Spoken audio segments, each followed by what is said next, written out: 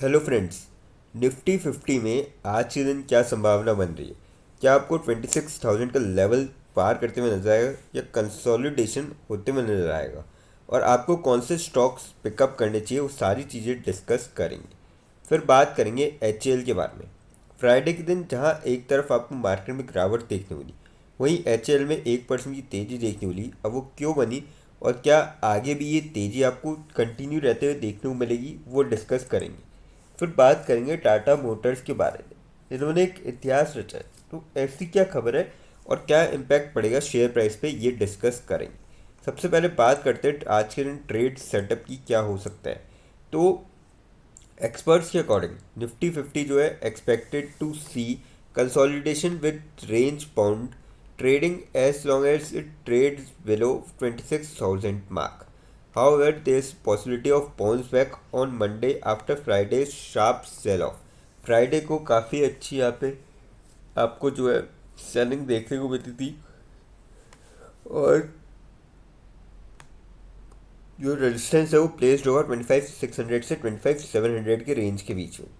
तो एक्सपर्ट्स ये मान रहे हैं कि जब तक इस लेवल को 26,000 का इंपॉर्टेंट लेवल जब तक ये क्रॉस नहीं होता, तब तक हो सकता है कि कंसोलिडेट करता रहे इसी रेंज में। अब और अगर हम इसको डिटेल में देखें, देखिए आप यहाँ पे निफ्टी 50 जो है फ्राइडे के दिन 1.3% तक गिरता हुआ नजर आया था, जो कि single day fall in last 2 weeks, सबसे बड़ी सिंगल डे फॉल थी लास्ट 2 वीक के अंदर। और गैप डाउन खुला था 13 फरवरी को यहाँ पे। The index tested the midline of the Bollinger Bands while momentum indicators signaled caution in the near term। यानी कि नियर टर्म में भी आपको जो है थोड़ी बहुत यहाँ पे कंसोलिडेशन फेज में रहता हुआ नज़र आ सकता है निफ्टी। और एक्सपर्ट्स के according consolidation with range bound trading as long as trade below 26,000 mark. तो ये मैं आपको बता ही दी कि जब तक 26,000 के लेवल जो क्रॉस नहीं होता, तब तक मैं तो ये कहूँगा कि शॉर्ट टर्म वाले थोड़ा सा यहाँ पे अगर ट्रेड लेते हैं, जहाँ भी वो स्टॉप लॉस के साथ ट्रेड ले। बाकी लॉन्ग टर्म के लिए आप ले सकते हैं इसको, 26,000 के मार्क के लिए जा सकते हैं। और यहाँ पे अगर इसने 25,468 का लेवल तोड़ा, तो ये फर्दर डिक्लाइन हो सकता है 25,300 तक। तो ये भी ध्यान रखने वाली एक काफ़ी बड़ी बात है। अब अगर हम इसका देखें यहाँ पे की लेवल्स क्या क्या है सपोर्ट के और वहाँ पे, तो देखिए 25,471 पे यहाँ पे निफ्टी ने जो है लास्ट क्लोजिंग दी थी यहाँ पे।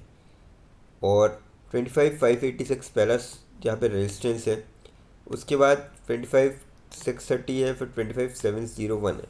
तो ये तीन रेजिस्टेंस है यहाँ पे।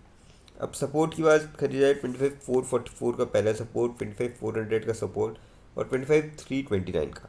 वैसे उम्मीद कम है कि इस लेवल के सपोर्ट तक निफ्टी जो है पहुँचे। अभी देखिए यहाँ पे फ्राइडे को अच्छी खासी गिरावट थी, तो हो सकता है यहाँ पे थोड़ा बहुत आपको मोमेंटम देखने को मिले, बुलिश और रिकवरी देखने को मिले। 1.3% काफ़ी अच्छी यहाँ पे गिरावट होती है। अब देखिए क्या फॉर्म कर रहा है, bearish candle with an upper shadow on daily chart basis after gap down opening and fell below all key moving averages except the 200 day EMA। 200 day EMA के अलावा बाकी सारे यहाँ पे एवरेजेस गिर चुके हैं, जो कि सिग्नल कर रहे हैं बियरिश सेंटीमेंट। और इंडेक्स ने टेस्ट किया था mid line of the Bollinger bands intraday. Momentum indicators also signal cross caution as the RSI dropped to 46 with a negative cross over. तो अब देखिए एक्सपर्ट्स का मानना है कि ये सारे जो इंडिकेटर्स है ये बियरिश बाइस पे है नियर टर्म के अंदर। तो हो सकता है कि आपको गिरावट यहाँ पे देखने को मिले, पर मुझे नहीं लगता कि आज की गिरावट देखने को मिली, क्योंकि मंडे फ्राइडे के दिन अच्छी खासी यहाँ पे गिरावट थी। तो हो सकता है कि थोड़ा सा यहाँ पे गैप अप खोले, या फिर आपको जो क्लोजिंग देखने को मिले थोड़ी सी ऊपर देखने को मिले। तो अब बात करते हैं बैंक निफ्टी के लेवल की। 60,187 पे यहाँ पे बैंक निफ्टी ने जो है फ्राइडे के दिन क्लोजिंग दी थी। रेजिस्टेंस की बात करी जाए, 6503 का पहला रेजिस्टेंस, 6663 का दूसरा रेजिस्टेंस और 6843 का यहाँ पे तीसरा रेजिस्टेंस है। सपोर्ट की बात करी जाए, 6085 का पहला सपोर्ट है, 59,995 का सपोर्ट है, 59,746 का यहाँ पे सपोर्ट है। तो कहीं ना कहीं मुझे लगता है कि बैंक निफ्टी भी यहाँ पे आपको जो है थोड़ा सा इसी लेवल पर ट्रेड करती हुई नज़र आ सकती है। अब देखिए यहाँ पे बैंक निफ्टी में क्या फॉर्मेशन बन रही है, बेयरिश कैंडल बन रही है इसके अंदर भी after recent consolidation since the start of the week and slipped below the 10-day EMA on the daily time frame.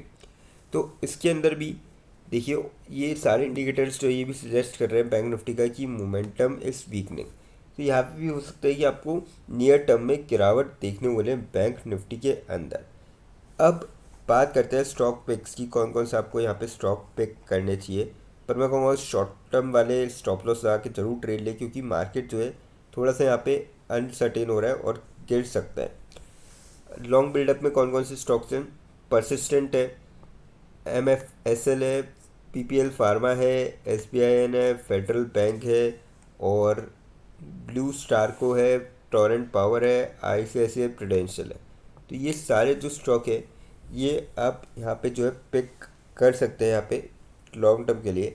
पर ध्यान रहे कि जो शॉर्ट टर्म के लिए पिक कर रहे हैं उस थोड़ा सा स्टॉप लॉस लगा के लिए, क्योंकि देखिए मार्केट अभी यहाँ पे गिर सकता है। तो ऐसे में सही रहेगा कि ज़्यादा नुकसान ना हो। बाकी लॉन्ग टर्म वाले इन स्टॉक को ले सकते हैं, कंपनियाँ सारी अच्छी है, ग्रो भी कर रही है, तो ऐसे में यहाँ से आपको रिटर्न देखने को मिल सकता है। HL की बात करी जाए, लास्ट फ्राइडे के दिन 4206 की क्लोजिंग देखने को मिली थी, 47.1 रुपीज़ की तेज़ी देखने को मिली थी और 1.13% तक स्टॉक चढ़ता हुआ नजर आया था। एक तरफ तो जहां पूरे मार्केट में गिरावट देखने को मिलती, वहीं HL में 1% की शानदार तेज़ी देखने को मिली।